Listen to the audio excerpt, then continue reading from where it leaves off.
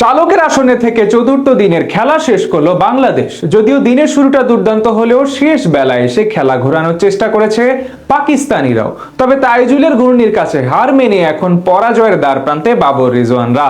টাইগারদের অপেক্ষা মাত্র গুটি কয়েক উইকেটের। ম্যাচের লাগামটা এখন শান্তদের হাতেই। সিলেট টেস্টের চতুর্থ দিন শেষে তবে কেমন হলো টাইগার বোলারদের পারফরমেন্স, সেটাই জানবো এই প্রতিবেদনে।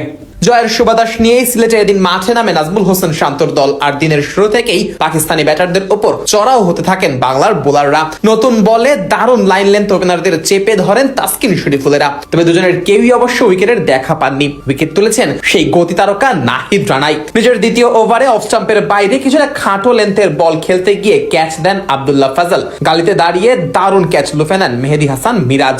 28 বলে 1-4-এ 6 রান করে ফেরেন ফাজল। এর কিছুক্ষণ পরই আসে দ্বিতীয় সাফল্য। অফ স্পিনার মেহেদী মিরাজের ভেতরে ঢোকা বলে পা বাড়িয়ে ডিফেন্স করতে গিয়ে এলবিডব্লিউ হন আজান আওয়াইস। রিভিউ নিল আম্পায়ার্স কলে বহাল থাকে আউটের সিদ্ধান্ত। 49 বলে 21 রান করে ফেরেন এই ওপেনার। দুই ওপেনার ফিরে যাওয়ার পর পাকিস্তানের ইনিংসের হাল ধরেন অধিনায়ক শান মাসুদ ও অভিজ্ঞ ব্যাটার বাবর আজম। দুজনেই ধীরে ধীরে রান বাড়াতে থাকেন। সুযোগ পেলেই বাউন্ডারি মেরে চাপ কমানোর চেষ্টাও করেন তারা। এই জুটি দ্রুতই অর্ধশত রান করে ফেললে ম্যাচে ফিরতে শুরু করে পাকিস্তান। শাবদীল ব্যাটিংয়ে 82 বলে ব্যক্তিগত 50 পূর্ণ করেন পাকিস্তান অধিনায়ক। অন্যদিকে বাবরও ছিলেন বেশ আত্মবিশ্বাসী। নিয়মিত বাউন্ডারি তুলে স্কোরবোর্ড সচল রাখেন। দুই প্রান্ত থেকে স্পিনারদের এনে অবশ্য পাকিস্তানি এই জুটিকে চাপে ফেলানোর চেষ্টা করেন বাংলাদেশের অধিনায়ক শান্ত।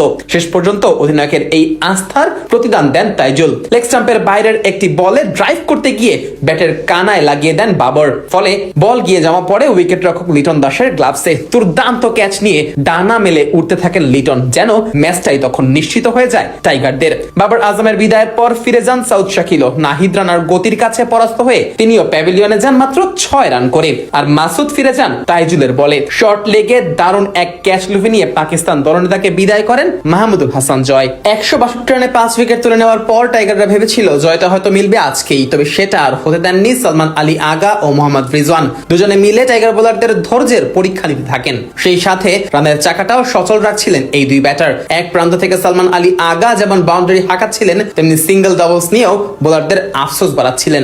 রিজওয়ানও খেলছিলেন বেশ স্বাচ্ছন্দ্যে। টাইগার বোলারদের নাকা নিচু পানি খাওয়ানোর কাজটাই করছিলেন এ দুজন। এরই মাঝে টেস্ট ক্যারিয়ারের 14তম 50-র দেখা পান রিজওয়ান। কিছু সময় পর সালমানও পৌঁছান অর্ধশতকে। কোনোভাবেই যেন পাকিস্তানি এই দুই ব্যাটারের উইকেট তুলে নিতে পারছিলেন না মেহেদী মিরাজ, তাইজুল ইসলামরা। যদিও এর পরেই আঘাত হানেন তাইজুল। বোল্ড করে বিদায় করেন সালমান আলী আগাকে। 71 রানেই থামতে হয় এই ব্যাটারকে। খানিক বাদে হাসান আলীকেও প্যাভিলিয়নে ফেরান তাইজুল। ফলে 7 উইকেট হারিয়েই দিনের খেলা শেষ করে পাকিস্তান। পঞ্চম দিনে বাকি 3 উইকেট তুলতে পারলেই নিশ্চিত হবে টাইগারদের জয়।